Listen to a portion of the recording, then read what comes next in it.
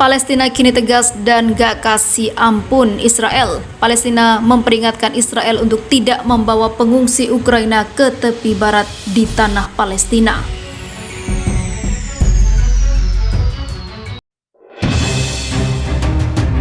Hurrah!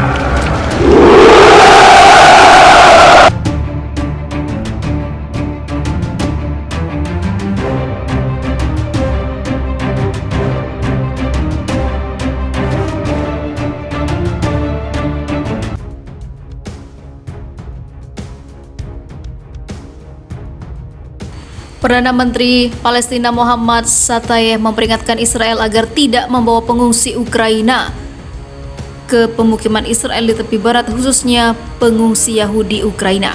Dia menuturkan Israel mengeksploitasi krisis Ukraina untuk memindahkan pengungsi Ukraina ke pemukiman baru di Palestina. Hal itu disampaikan Shtayyeh menyusul adanya laporan tentang kedatangan orang Ukraina ke pemukiman di tepi barat. Dia juga menyerukan di akhirnya standar ganda internasional dalam menangani situasi di Ukraina dan juga Palestina. Israel, kekuatan yang menduduki tanah kami, mencuri kemampuan kami, menghabisi kami, menangkap dan mengintimidasi rakyat kami, tidak memenuhi syarat untuk berbicara tentang perdamaian di dunia, sedangkan mereka menduduki tanah kami dengan paksa, tutur dia seperti dilansir Al-Sharq Al-Awsat pada Selasa kemarin. Pada tahun 2021, pasukan Israel melarang lebih dari 10.000 warga Palestina bepergian di bawah tindakan sewenang-wenang. Dia menyebut itu merupakan hukuman kolektif yang dilakukan oleh otoritas Israel terhadap warga Palestina. Shtayyeh juga mendesak masyarakat internasional membantu mengakhiri pelanggaran Israel. Selain itu, menyerukan Uni Eropa dan PBB untuk campur tangan untuk menghentikan kondisi yang dikenakan pada masuknya sarjana internasional ke universitas Palestina. Dalam beberapa pekan terakhir, keluarga asal Ukraina yang melarikan diri dari perang tinggal di pemukiman di tepi barat Palestina, termasuk Yitzhar, benteng bagi para ekstremis yang biasanya menyerang warga Palestina dan juga properti mereka. Sejak awal perang Ukraina, Israel menyambut kedatangan pengungsi dari Ukraina. Kepada Dewan Pemukiman Regional di tepi barat utara, Yossi Dagan mengatakan Dewan membuka pintu dan hati bagi orang Yahudi Ukraina. Hal itu dengan tegas tidak dapat diterima Palestina, ungkapnya.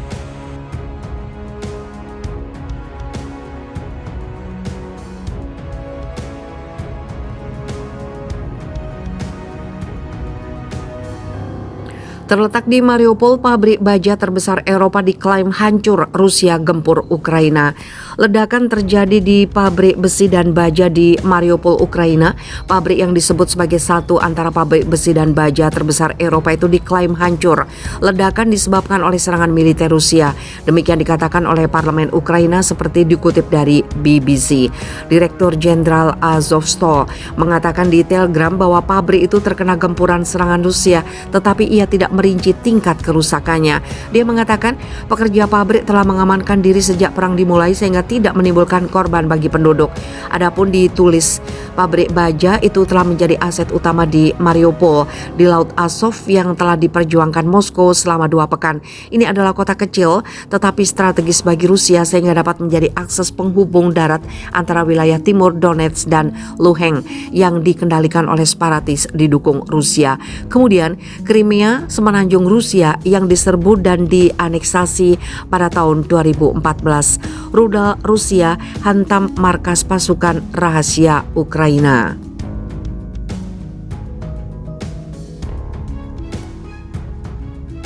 Rudal Rusia menghantam pusat pelatihan atau markas pasukan operasi rahasia militer Ukraina pada Minggu 20 Maret. Menurut pernyataan resmi Kementerian Pertahanan Rusia, rudal presisi tinggi digunakan untuk menyerang markas yang berada di Ovratsk, wilayah Zhytomyr, Ukraina Utara. Juru bicara Kementerian Pertahanan Rusia, Igor Konasenkov, menyebut tempat tersebut merupakan markas bagi para tentara bayaran asing melakukan latihan. Rudal yang diluncurkan dari udara berpresisi tinggi menghantam pusat pelatihan untuk pasukan operasi rahasia militer Ukraina. Tempat tentara bayaran asing bermarkas dekat pemukim Ovratsk di wilayah Zhytomyr, kata Igor Konasenkov pada hari Minggu dikutip dari Sputnik News. Konasenkov menambahkan lebih dari 100 tentara dan tentara bayaran telah tewas. Pada saat yang sama, Konasenkov mencatat bahwa militer Rusia juga menghancurkan sejumlah objek besar militer lainnya. Lokakarya di pabrik perbaikan Nizhny yang digunakan untuk perbaikan kendaraan lapis baja Ukraina yang rusak dalam operasi tempur dihancurkan dengan rudal jelajah kaliber berbasis laut yang diluncurkan dari perairan Laut Hitam. Ia juga menambahkan bahwa rudal hipersonik Kinzhal diluncurkan dari wilayah udara atas. Crimea juga telah menghancurkan pangkalan besar Ukraina untuk menyimpan bahan bakar dan pelumas di wilayah Mykolaiv. Menurutnya, hal itu adalah serangan besar kedua oleh militer Rusia yang menargetkan tentara bayaran asing di Ukraina sejak seminggu lalu. Sebelumnya, 180 tentara bayaran asing tewas dalam serangan presisi terhadap pusat pelatihan Ukraina yang terletak di komplek militer Zhovorovsky dan dekat pemukiman Starisky. Sementara itu pasukan Rusia serta milisi DPR dan LPR terus maju di Donbas, memperkuat pengepungan di sekitar kaum radikal Ukraina yang tersisa di Mariupol dan mengambil kendali atas banyak pemukiman. Menurut Kementerian Pertahanan Rusia, sejak awal invasi pasukan Rusia telah menghancurkan sekitar 1.500 tank, lebih dari 1.200 kendaraan militer dan lebih dari 200 drone angkatan bersenjata Ukraina.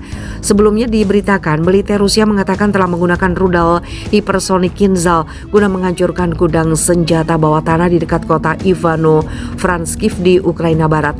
Lokasi gudang bawah tanah itu terletak sekitar 50 km dari perbatasan Ukraina-Romania. Serangan digelar Jumat 18 Maret.